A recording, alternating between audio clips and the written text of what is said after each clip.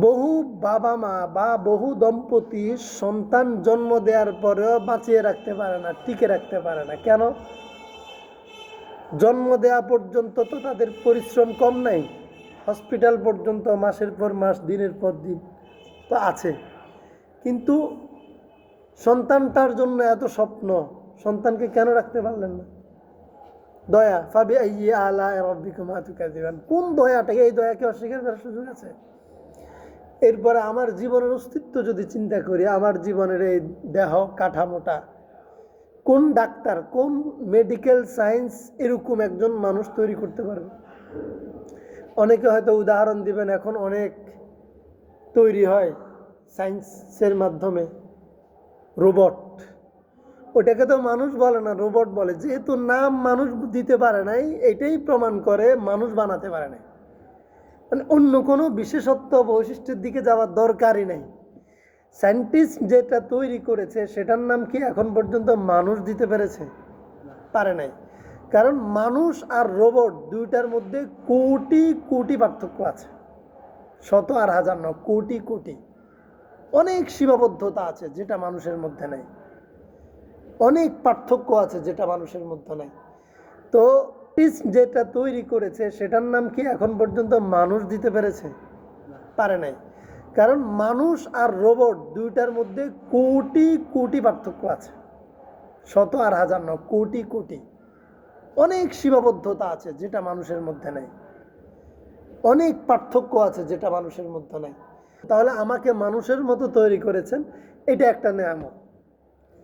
এরপরে আপনি যদি চিন্তা করেন, মানুষ হয়েছে দেখতে নাদুস নুদুস ওই ছেলেটা, কিন্তু সে অ্যাবনর্মাল, আছে না? তাহলে এই যে অ্যাবনর্মাল হলে এত নাদুস নুদুস ছেলে, আমাদের চৌমুনিতে মাঝে মধ্যে রাস্তায় ঘুরে একটা ছেলে, দুইটা ছেলের কথাই যদি বলি, বিশাল শিল্পপতির ছেলে, সমতিতে বিশাল ভবনের মালিকের ছেলে, পাগল অ্যাবনর্মাল, রাস্তায় ঘুরে, আপনারা অনেকে চিনবেন, বললেই চিনে ফেলবেন। আরেকটা ব্যাংকের ম্যানেজারের ছেলে, মাঝে মধ্যে এসে টাকা নিয়ে আসে ঘর থেকে ক্যালেন্ডার কেনার জন্য, আছে না? হ্যাঁ। কত বড় ব্যাংকার, তার কত কোটির কোটি টাকা, কিন্তু ছেলে কি অ্যাবনর্মাল? কেন সুস্থ করতে পারে নাই? তাহলে একজন গরিবের ছেলে যে সুস্থ হয়েছে, এটা কি আল্লাহর নেয়ামত? তো এই নেয়ামতকে গরিব মানুষটা কি অস্বীকার করতে পারবে? গরিব মানুষটা তো আমরা অস্বীকার করি, আল্লাহ ওরে অনেক টাকা দিছে, আমারে দিল না কেন, আল্লাহর উপর আমি নারাজ। আচ্ছা, আল্লাহ আমাকে অনেক টাকা দেয় নাই, আমার সন্তানটা সুস্থ, তাকে অনেক টাকা দিয়েছে, তার সন্তান অসুস্থ, অ্যাবনর্মাল, কোনটা চান আপনি? কোনটাকে নেয়ামত বলবেন? তো এখন গরিবের উপরও যে আল্লাহর কি দয়া, গরিবেরটাও তো গরিবে শেষ করতে পারবে না। যে হিসেবগুলো, আমার চোখ, আমার বিবেক বুদ্ধি, আমার হাত পা, আমার কর্মযজ্ঞ, আমার চলাফেরা, আমার বিবিটাও আমার জন্য নেয়ামত, আমার সন্তান নেয়ামত, আমার বাবা মা নেয়ামত, আমি যে ঘরে থাকি থাকাটা নেয়ামত, আমার খাট চৌকি, মাটিতে শুই, মাটিতে শোয়াটাও নেয়ামত।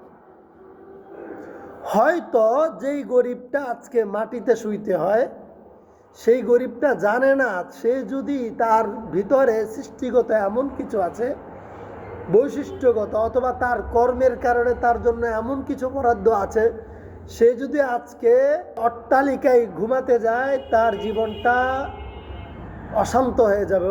সে জানে না, সে এমন কোনো দুরারোগ্য বিধিতে ভুগতে পারে, আল্লাহ তাকে এই জন্য মাটিতে শুয়ে রাখছে, হইতে পারে, জানি না তো। এখন সব কিছু যদি আমাকে জানতে হয়, বনি ইসরায়েলের যুগে একটা গল্প, ঘটনা আছে, যেটা উদাহরণের জন্য অনেক ইম্পর্টেন্ট। মুসা আলাইসাল্লামরে বলছে যে আল্লাহকে বললেন আমি যেন সব পশু প্রাণীর কথা বুঝতে পারি। মুসা আলাইসাল্লাম বলে, রে, আল্লাহ তোমাকে বুঝার শক্তি দেয় নাই, মানুষদেরকে পশু পাখির কথা বুঝার শক্তি দেয় নাই। আল্লাহর কোনো হ্যাকমত আছে, বুঝতে যায়, আল্লাহর হ্যাকমতের বাইরে পণ্ডিতি জানিও না, অতিরিক্ত চাইও না। সে বলে, না, আমার খুব আকাঙ্ক্ষা, আমি যেন এটা বুঝতে পারি। তো মুসা আলাইসাল্লাম আল্লাহর কাছে দোয়া করছেন। আল্লাহ বলে, রে, তার জন্য এই পশু পাখির ভাষা না বুঝতে পারাটাই তার জন্য কল্যাণকর। এখন সে নাসর বান্দা। মুসা আলাইসাল্লাম বলে, আল্লাহ, সে তো নাসর বান্দা, দেন, যা হওয়ার হবে তারই তো হবে, তার খায়াসটা পুরো করে দেন। সে পশুর জবান বুঝতে শিখছে। তার ভাইয়ের সামনের কুকুর একটারে একটা বলতেছে, অপেক্ষা কর, ওর যে বড় দামি বড় নাদুস নুদুস ঘোড়াটা আছে, 2 দিন পরে ও মারা যাবে, মারা গেলে ওরে খামো, কয়দিন কষ্ট কর। ওই 2টা কুকুরের এ কথা ও শুনছে, শুনি বলে, দেখছো আল্লাহর কথা, পশু পাখির ভাষা শুনতে পারা, অগ্রিম জানতে পারা কত ভাগ্যের বিষয়। আমি যদি না জানতাম কি উপায় হইতো। ঘোড়াটা নিয়ে বাজারে বিক্রি করছে, টাকা নিয়ে ঘরে আসে আর বলে, দেখছ কি লাভটা না আমার হইল, না হয়তো এত টাকা দামের ঘোড়াটা আমার গোয়ালে যদি মারা যাইতো তাহলে তো এত লক্ষ টাকা আমার লস হইতো না। সে খুশি, সব বুঝতে পারে। কদিন পরে এভাবে তার ছোট ইচ্ছে আরও এক ফাল অন্য পশু ছিল, সেটার ব্যাপারে ওই কুকুর 2টা বলতেছে, কামড়া কামড়ি করে মারা যাবে, অসুবিধা নাই, খাইস। সে ওই পশুগুলো বাজারে বিক্রি করে ফেলছে। কিছুদিন পরে বলতেছে ওই কুকুর একটারে একটা, শোন, ওই এই বাড়ির মালিক মারা যাবে কিছুদিন পরে, অসুবিধা নাই, মারা গেলে তো জেহাবত হয়, সেখানে ভালো ভালো খাবার হবে, অসুবিধা না, হাড্ডি উড্ডি পাবো আমরা, সেটা খাবো, সমস্যা নেই, আমার খাবারের কোনো অসুবিধা হবে না।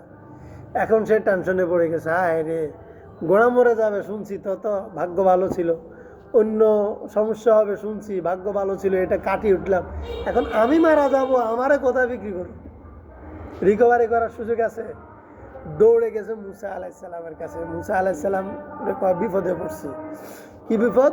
কয় যে এই যে শুনলাম আমি তো 1 সপ্তাহের মধ্যে মারা যাবো, এখন কি উপায়? মুসা আলাইসাল্লাম কয়, আর কোনো উপায় নাই। কেন? আল্লাহ নিষেধ করছে না? আল্লাহ যে জিনিসটা গোপন রাখছে তোমার জন্য, সেই জিনিস গোপন থাকা উচিত ছিল। এখন মুসা আলাইসাল্লামের কাছে গেছে, বলে যে আর কোনো পথ নাই। কিন্তু মুসা আলাইসাল্লাম আল্লাহরে জিজ্ঞেস করছে, আল্লাহ রহস্যটা একটু জানতে চায়, কিউরিসিটি, আকাঙ্ক্ষা। আল্লাহ বলে, ওর একটা বিপদ ছিল, বিপদটা ছিল ওর ঘোড়ার উপর, আমি তাকে দয়া করি, তার বিপদ তার ঘোড়ার উপর উঠাই দিছি, ঘোড়া মোরক, সে বাঁচুক, মালের উপর দিয়ে নিয়ে যান বাঁচাইছে, এরকম কথা একটা আছে না আমাদের সমাজে? আল্লাহ মালের উপর দিয়ে নিছে, যান রক্ষা করছে, এরকম কথা আছে সমাজে।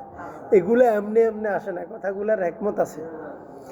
আমার আব্বার দাদু, উনি তো আলেম ছিল না, কিন্তু আব্বারে বলতো, হরান আর কোরআন একটার লগে একটা মিলাই চাইস, মানে যেটা তোমার হরানে কয়, অর্থাৎ মনে যে কথাটা আসে প্রাকৃতিকভাবে, কুদরতিভাবে মনে যে কথাটা আসে, ওই কথার সাথে কোরআনের সাথে মিলাই দেখিস।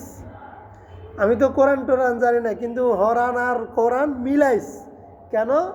তো আমার আব্বার দাদু রহমতুল্লাহ আলাই, হ্যাঁ, বলতেন, হরান যে জায়গার তো নাইছে, কোরআনও এই জায়গার তো নাইছে। সুবহানাল্লাহ। কুলির রূহু মিন আমরি রব্বি, হুজুর, কুলির রূহু মিন আমরি রব্বি, এই রূহ, হরান মানে কি? রূহ, প্রাণ। এই প্রাণ আসছে আল্লাহর থেকে ডাইরেক্ট। আল্লাহ বলে যে কুলির রূহু মিন, এটা আমার সরাসরি হুকুম, আল্লাহর কাছ থেকে ডাইরেক্ট প্রাণটা আমার ভিতরে আসছে। তাইলে প্রাণ যে জায়গার থেকে আসছে, সরাসরি কোরআনও সেই জায়গা থেকে আসছে। দেখবেন, আপনি যদি শরীয় বিরোধী বিষয় যদি না ভাবেন, ওদিকে যদি ধাবিত না হন, আপনার ভিতরে আল্লাহ প্রথমে একটা ইঙ্গিত তৈরি করে দিবে, ইঙ্গিত পাঠিয়ে দিবে, বুঝতে পারবেন? এটাকে এলহাম বলে। এলহাম আছে, এলকা আছে, এটা বান্দার জন্য হয়, নবীদের জন্য ওহি হয়, ঠিক আছে?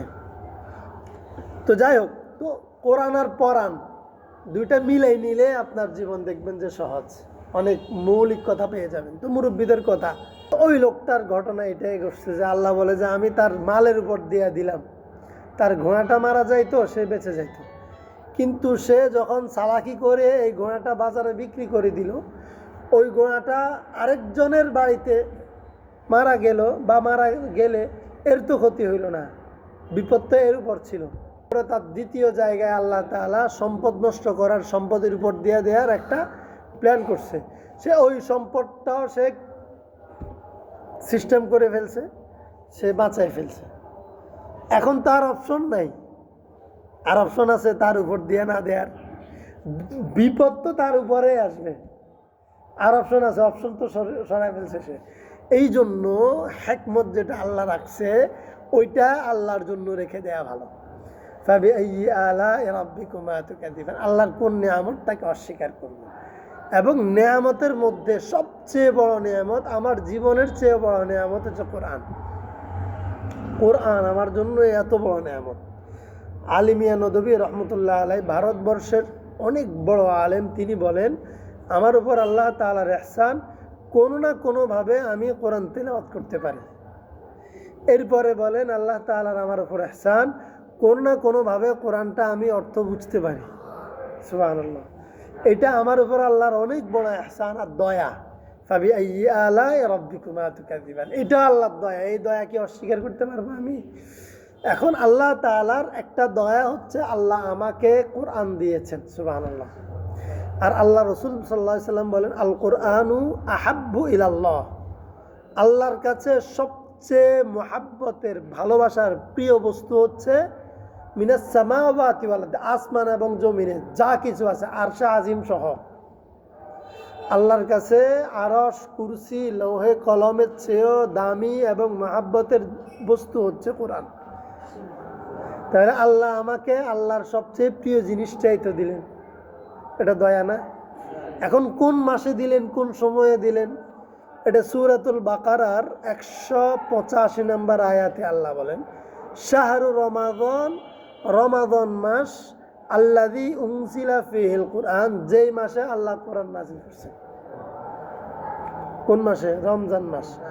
কোরআন নাজিলের বিশেষ মাস, বৈচিত্র্যের, কোরআনের বিশেষত্বের মাস, কোরআনের গুণান্বিতের মাস রমজান মাস। আর মাত্র কয়দিন, সপ্তাহ বা 8 দিন পরে রমাদান। তো আমাদের জন্য রমাদান কেন্দ্রিক প্রস্তুত নেওয়া দরকার। প্রস্তুত কি? 1 নম্বর কোরআন তিলাওয়াতের প্রতিযোগিতা, রমাদান কেন্দ্রিক। প্রথম কি কোরআন তিলাওয়াত যেন আমার দ্বারা বেশি হয়। 2 নম্বর রোজা ফরজ, সেটা তো লাগবেই। সাহারি ইফতার তো লাগবেই। তারাবি পড়তে হবে। তাহাজ্জুদ যেন আমার না ছুটে। এই কয়টা বিষয় যদি রমাদানে আমি বেশি করতে পারি, কোরআন তিলাওয়াত, রমাদানের রোজা তো রাখবই, তাহাজ্জুদ এবং খতমে তারাবি পরিপূর্ণভাবে যদি আমরা আদায় করে নিতে পারি, আশা করা যায় আল্লাহর এই নেয়ামতের একটু হইলেও শুকর গুজার হবে, শুকর আদায় হবে। আর আল্লাহর শুকর, আমাদের এই মসজিদ মোহনী রেল স্টেশন জামে মসজিদে প্রতি বছর রমাদানে প্রতিদিন জোহরের পরে কোরআনের ধারাবাহিক তাফসির হয়। তো আমরা কোরআন তেলাওয়াত তো করলাম, কোরআন তেলাওয়াতের পাশাপাশি যদি কোরআনের এক আয়াত অর্থটা শুনতে পারি, আল্লাহ কি বলেছেন কথাটা যদি একটু একটু করে আমি আল্লাহর 2টা কথা 3টা কথা যদি শুনে যেতে পারি, এটা আমার জন্য আরও একটা নেয়ামত না? আরও একটা নেয়ামত। তো আমরা ইনশাআল্লাহ চেষ্টা করব দাওয়াত পৌঁছাবার, নিজেরাও আসবো, নিজের শুভাকাঙ্ক্ষী, নিজের বন্ধু বান্ধব, পরিচিত জনের কাছে এই দাওয়াতটা পৌঁছাবো যে চৌমোহনী রেল স্টেশন জামে মসজিদে রমাদানের প্রতিদিন জোহরের পরে কোরআনের ধারাবাহিক তাফসির হবে। আমরা এখানে বসবো অল্প সময়, যদি আমরা কিছু আলোচনা কোরআনের অর্থ আমরা যদি শুনি, আর রমাদানে যদি কোরআনে আল্লাহ কি বলেছেন আমাকে উদ্দেশ্য করে 2-একটা কথাও যদি আমি শুনতে পারি, নিজের মনের মধ্যে গেঁথে নিতে পারি, এটা আমার জন্য আরও একটা নেয়ামত, আরও একটা নেয়ামত না? এই জন্য ইনশাআল্লাহ তাআলা আগামী সোমবারে আমরা রমাদানের কিছু মাসাইল, ফজিলত আলোচনা করব। রোজা রাখবো, রাখার প্রয়োজনীয়তা, অথবা আমি কোন তরিকায় রোজাকে আমরা সংরক্ষণ করব, সঠিকভাবে যথাযথ রোজাটা যেন আমার আদায় হয়, এই বিষয়ে ইনশাআল্লাহ সারসংক্ষেপ আগামী সোমবারে আমরা আলোচনা করব।